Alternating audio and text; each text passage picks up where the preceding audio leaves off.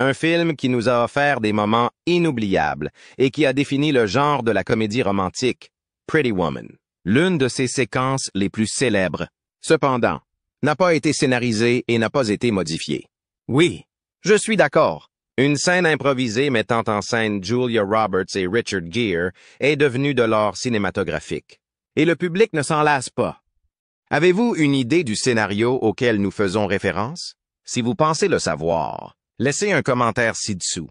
Restez à l'écoute pour découvrir l'histoire humoristique de cette célèbre erreur. La vérité en coulisses. Le film Pretty Woman montre que les parties les plus authentiques et les plus vivantes d'un film peuvent provenir de moments et de prises non prévues. Pretty Woman le démontre très bien. Des pitreries ingénieuses de Richard au rire contagieux de Julia. Le film ajoute une nouvelle tournure aux éléments standards des comédies amoureuses en incluant des éléments tels que des robes brunes avec des lunes, Photoshop et des cheveux de différentes couleurs. L'objectif principal du film est de révéler certains des mystères les plus intrigants qui entourent ce classique intemporel des 19e et 90e siècles. Edward. Un homme d'affaires à la recherche d'une compagnie pour des événements sociaux. Recrute l'héroïne du roman, une jeune femme qui travaille comme préposée. Ils commencent à se fréquenter dès qu'ils s'aperçoivent l'un de l'autre, mais leurs différences pourraient bien finir par les éloigner l'un de l'autre. Mais l'amour finit par l'emporter et ils décident de rester ensemble. La combinaison de la robe rouge traditionnelle de Vivienne, qui attire l'attention, et de sa petite robe bleue et blanche a été un triomphe éclatant. La scène où Edward amène Vivienne à son tout premier match de polo est souvent considérée par les fans comme un moment précieux et inoubliable.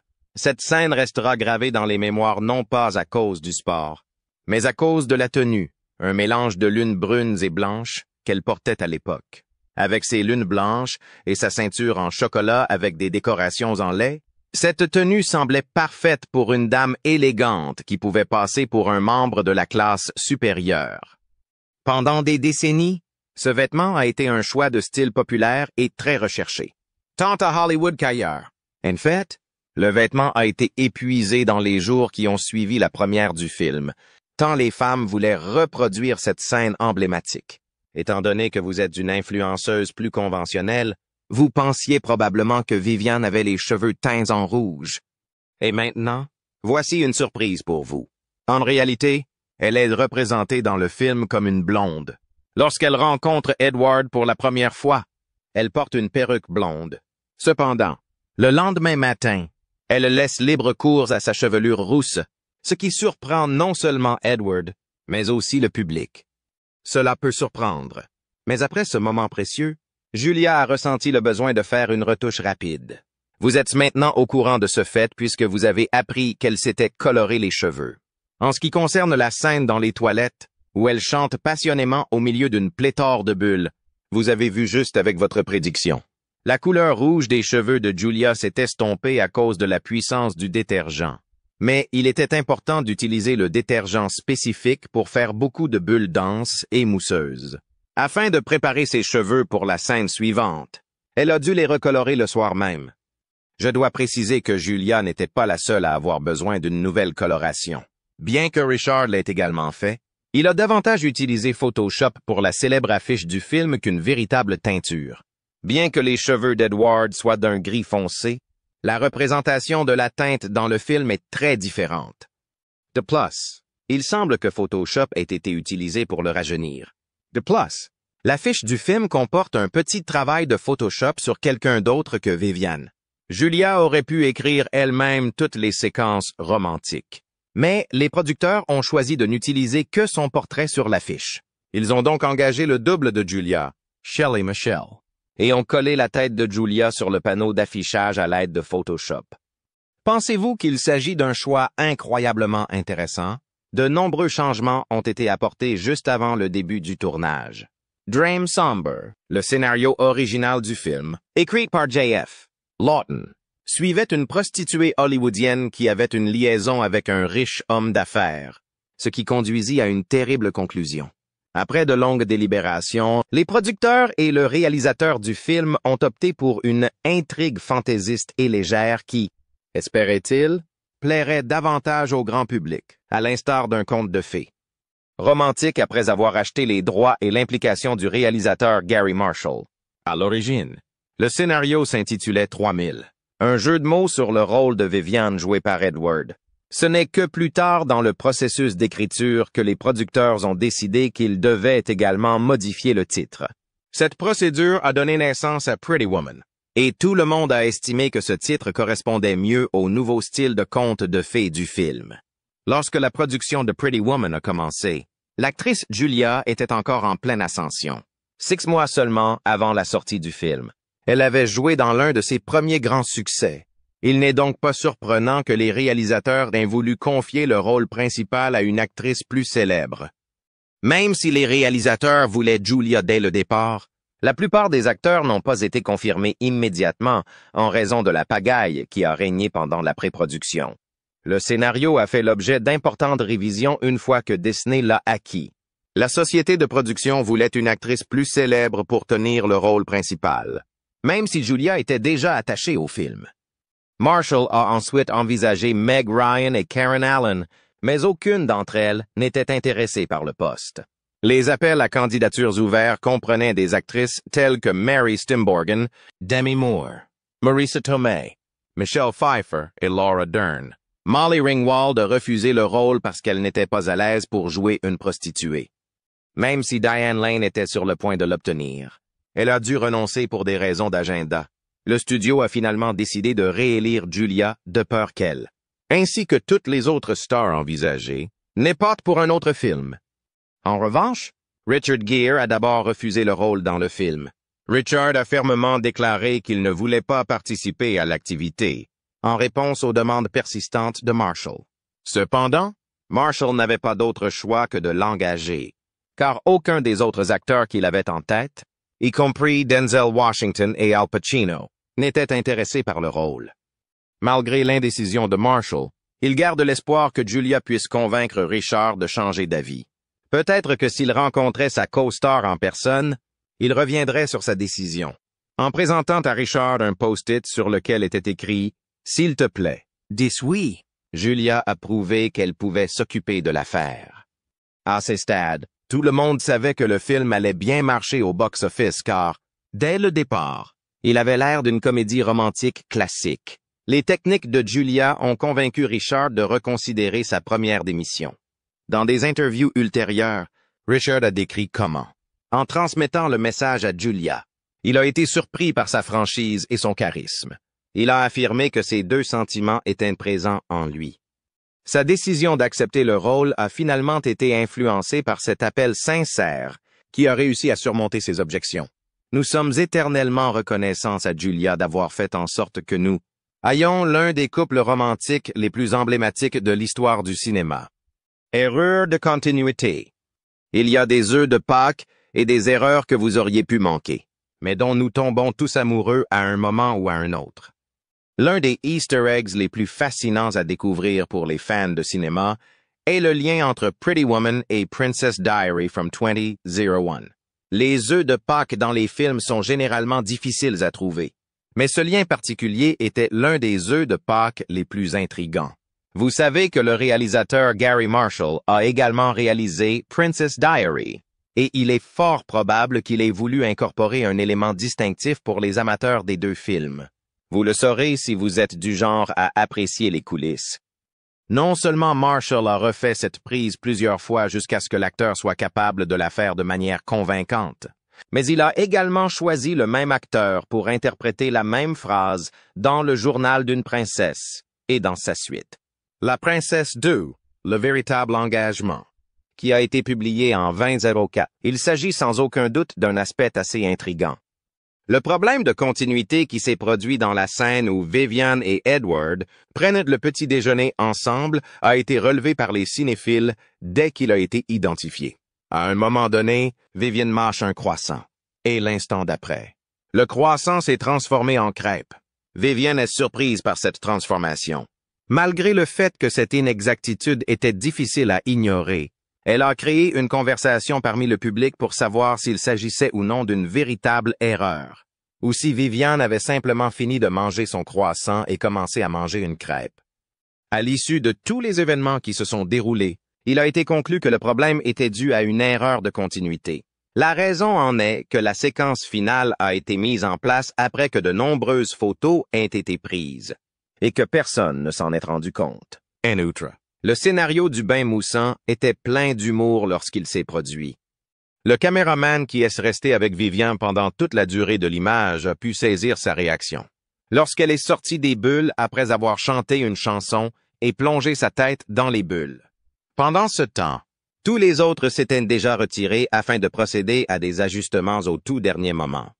Au début du film, on voit Vivian porter une veste rouge vintage, alors qu'elle porte une toute petite tenue. L'un des éléments les plus reconnaissables du film est cette veste, qui est également remarquable.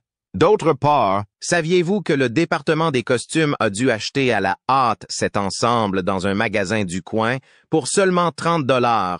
Il est de notoriété publique que cet ensemble a fait couler beaucoup d'encre. Il est vrai que vous avez bien lu. Cette pièce spécifique a été une découverte de dernière minute que l'équipe a récupérée sur un plateau de tournage situé dans la rue.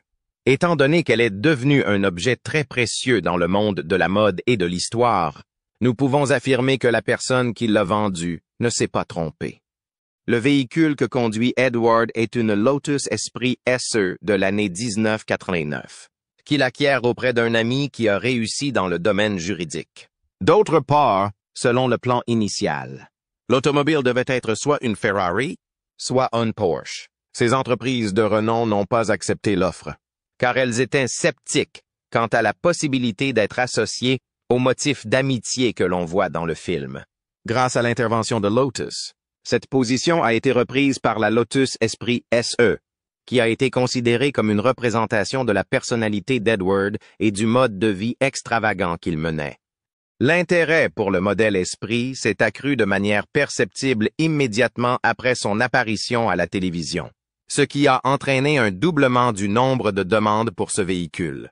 Cela peut être attribué au fait que le nombre de demandes a été triplé. Grâce à cette modification, Lotus a pu connaître le succès, alors que Ferrari et Porsche n'ont pas pu obtenir les résultats qu'ils recherchaient. Quelles sont les choses que Richard Gere n'est pas capable de faire? Outre le fait qu'il est incroyablement séduisant et qu'il possède une capacité d'improvisation exceptionnelle, il est également un pianiste émérite. Il est les deux à la fois, qui était également responsable de la composition de la bande sonore. Un détail que peu de gens connaissent. En même temps, les bruits réels que Vivian faisait en frappant les touches n'étaient pas en harmonie les uns avec les autres, même si elle les pressait. En conséquence, des ajustements ont été effectués pendant la phase de post-production afin de garantir à l'auditeur l'expérience audio la plus fluide et la plus satisfaisante possible. Julia venait de subir une dépression émotionnelle qui s'est produite pendant le tournage de la séquence, et elle souffrait donc d'un... Le réalisateur se souvient qu'il était assez difficile de faire rire Julia. Mais heureusement, Richard a réussi à la ramener à la raison et à la faire rire à nouveau. Cela a contribué au maintien d'un récit persistant que Julia elle-même a contredit, bien qu'il s'agisse toujours d'une histoire amusante. De nombreux téléspectateurs ont immédiatement compris que les sentiments des deux personnes à la télévision étaient réels, ce qui a contribué à la perpétuation de l'histoire. L'improvisation rapide de Richard a donné lieu à l'un des rires les plus sincères de l'histoire du cinéma, qui a également donné lieu à l'une des séquences les plus célèbres du film. Ce moment est également l'une des scènes les plus célèbres du film. Elle se produit au moment où Edward offre à Vivian un collier serti de diamants et de rubis incrustés. Vous serez très surpris d'apprendre que le moment où Edward referme la boîte sur les doigts de Vivian n'a pas été planifié à l'avance et que le rire de Vivian n'était absolument pas planifié.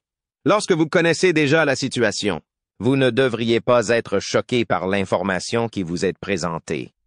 Il est important de noter qu'à chaque fois que nous parlons de collier, il y a toujours un agent de sécurité présent sur les lieux afin d'assurer la sécurité du collier éblouissant qui est exposé dans la scène qui est bien reconnu comme étant renommé.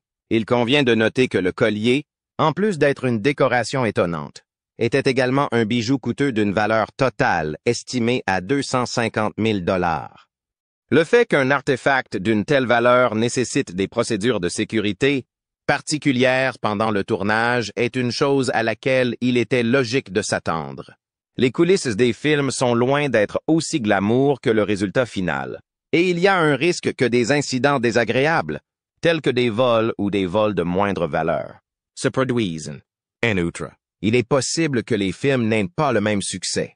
Les bijoux empruntés ont été confiés à un agent de sécurité armé qui était chargé de surveiller le collier pendant que Marshall surveillait les scènes dans lesquelles cet objet était exposé. L'objectif était de s'assurer que le bijou resterait en sécurité. Plusieurs lieux importants ont été utilisés pendant le tournage du film. Il s'agit notamment du prestigieux quartier de Beverly Hills, qui a donné vie à l'atmosphère pailletée du film, ainsi que du Beverly Wilshire Hotel, qui a permis de tourner à l'intérieur et à l'extérieur de l'établissement. Cet hôtel a servi de lieu de tournage pour diverses scènes. Pour couronner le tout, le restaurant Posh Bowler n'était pas seulement un établissement royal appelé Cigarra, mais aussi l'endroit où Viviane a fait sa seule et unique rencontre avec des escargots. À l'époque où Viviane cherchait à acquérir des vêtements de luxe, elle s'est heurtée au snobisme du magasin de Rodeo Drive, situé au Navarro One Santa Monica Boulevard. À la même époque, la boutique était située à cet endroit. Pour certains téléspectateurs, cette représentation a remarquablement rendu l'esprit du personnage privilégié du personnel de Rodeo Drive. C'est l'une des observations faites par d'autres. Depuis lors, la société qui était connue sous le nom de BUM.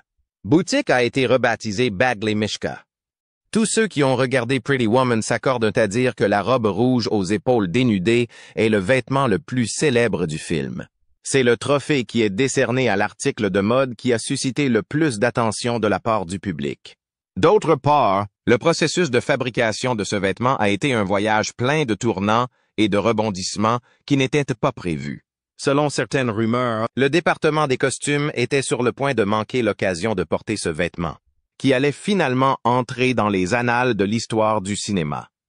La première intention de la société de production était que le personnage soit vêtu d'un costume noir qui ne soit pas seulement accrocheur, mais aussi discret. En tant que créatrice de vêtements, Marilyn Vance a estimé que cette décision était dénuée de tout intérêt significatif. Vance est consciente que la robe de Vivian est plus qu'un simple vêtement. C'est un élément essentiel qui joue un grand rôle dans l'organisation du personnage et l'impression visuelle de la scène. Vance en était conscient. En tant que créatrice de vêtements, Marilyn Vance a estimé que cette décision était dénuée de tout intérêt significatif. Vance est consciente que la robe de Vivian est plus qu'un simple vêtement. C'est un élément essentiel qui joue un grand rôle dans l'organisation du personnage et l'impression visuelle de la scène. Vance en était conscient. Il a fait pression pour obtenir une robe rouge audacieuse, qui constituerait une grande déclaration de mode. C'est parce qu'il l'avait découvert qu'il a fait ce choix. Grâce à ses efforts, il a réussi. Elle savait, pour autant qu'elle le sache, qu'une robe noire ne serait pas en mesure de capter l'imagination du grand public de la même manière qu'un vêtement d'un rouge éclatant. Forte de cette conviction, elle a pu créer non pas une, mais 3 robes différentes pour la scène de l'opéra. Avec beaucoup d'imagination et de talent, chaque modèle a été méticuleusement construit et une attention particulière a été portée à chaque point et à chaque détail. Lorsque Viviane est apparue à la télévision portant cet ensemble à couper le souffle, l'attention de tous a été instantanément attirée par la magnifique robe rouge qui était le résultat ultime de cette tentative. Ce vêtement représentait le point culminant de cette entreprise. Un succès retentissant. Malgré un budget relativement modeste de 14 millions de dollars, Pretty Woman a dépassé toutes les attentes grâce à son immense succès. L'intrigue émotionnelle et passionnante du film, les performances exceptionnelles de Julia et Richard et les nombreux détails soignés qui ont rendu le film magnifique ont tous contribué à faire du film un succès commercial et critique. De plus, l'effet global du film a été directement attribué aux adaptations de l'équipe, qui ont été très appréciés et ont reçu plusieurs prix. Ce succès sans précédent a hissé le film au rang des comédies romantiques les plus appréciées de tous les temps, et les 360 millions de dollars qu'il a rapportés dans le monde entier ont consolidé cette réputation. Des décennies après sa sortie, l'histoire d'amour intemporelle de Pretty Woman La rédemption et la capacité d'une rencontre fortuite à modifier irrévocablement le destin d'une personne continuent d'enchanter de nouveaux publics. Quatrième comédie romantique à avoir connu le plus grand succès